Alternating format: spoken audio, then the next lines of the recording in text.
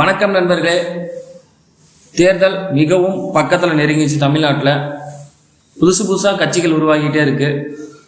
ஏற்கனவே இருக்கக்கூடிய மிகப்பெரிய கட்சிகள் எல்லாம் இப்போ தங்களுடைய தேர்தல் அறிக்கையை கொஞ்சம் கொஞ்சமாக வெளியிட்டு வராங்க. இன்னும் சில கட்சிகள் தேர்தல் அறிக்கை சிறிது காலத்தில் வெளியிட்டுருவாங்க. ஆனால் இந்த தேர்தல் அறிக்கையில் மேக்சிமம் இலவச திட்டங்கள் தாங்க அதிகமாக இருக்குது.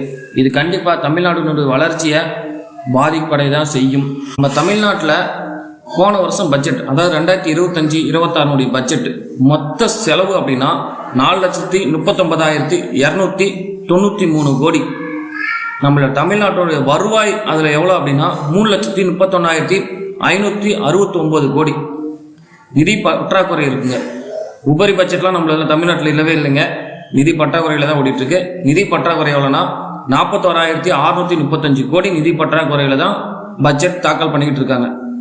இதில் இலவச திட்டங்கள் நிறைய அனௌன்ஸ் பண்ணால் எப்படி பட்ஜெட் சரியாகும்? எப்படி வளர்ச்சிக்கான நல்ல திட்டங்கள் வரும்? ஏழ்மையை ஒழிக்கிறதுக்கான திட்டங்கள் எப்படி வரும்?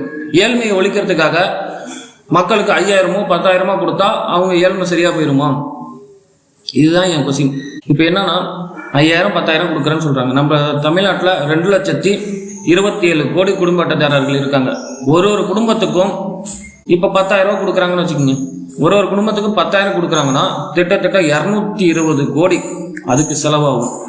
இந்த 220 கோடியை வச்சு எவ்வளவு வளர்ச்சி திட்டங்கள் கொண்டு வரலாம் நீங்களே பாருங்க, யோசிச்சு பாருங்க. இப்போ சுகாதாரம்னு எடுத்துக்கிட்டிங்கன்னா பெரிய மல்டி ஸ்பெஷாலிட்டி ஹாஸ்பிட்டல் ஒன்று கட்டலாம்.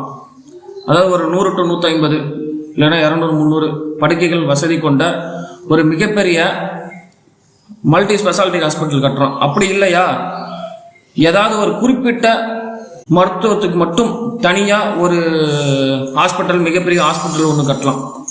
இதே மாதிரி ஒரு பட்ஜெட்டுக்கும் ஒரு மிகப்பெரிய ஹாஸ்பிட்டல் கட்டினா அந்த இடத்துல எல்லாமே இலவசமாக கிடைக்கிற மாதிரி ஒரு ஹாஸ்பிட்டல் கட்டினா 5 வருஷத்தில் எப்படி இருக்குன்னு பாருங்கள்.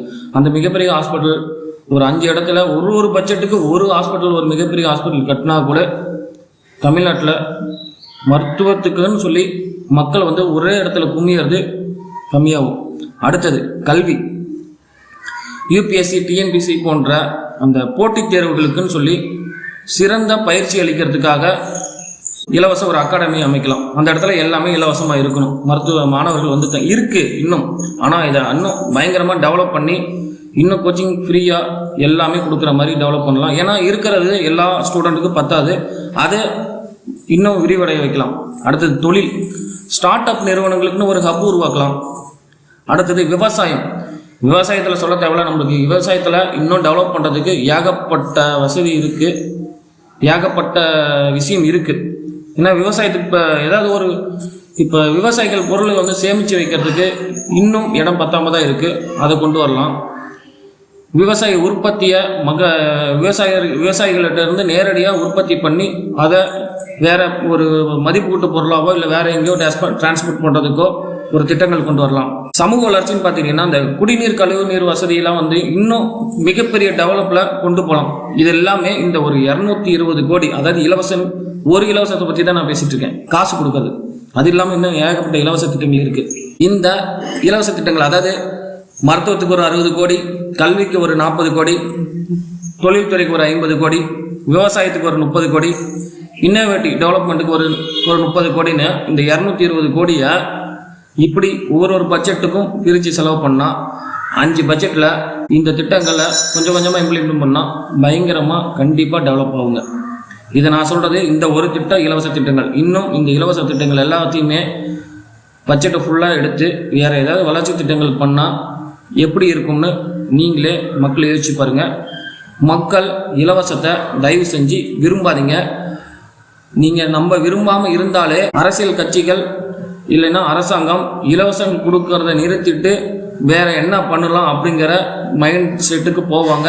இந்த இலவச திட்டங்கள்னால மக்களுக்கு ஒரு சிறிது காலத்துக்கு பணம் கிடைக்குமே ஒழிய வளர்ச்சி திட்டங்கள் இருக்காது. அந்த இலவச திட்டங்கள் மூலிமா ஏகப்பட்ட பேர் நிறைய பலன் அடைகிறாங்கிறத நீங்கள் திங்க் பண்ணி பாருங்க. நன்றி. நம்ம சேனலை சப்ஸ்கிரைப் பண்ணலைன்னா சப்ஸ்கிரைப் பண்ணிடுங்க.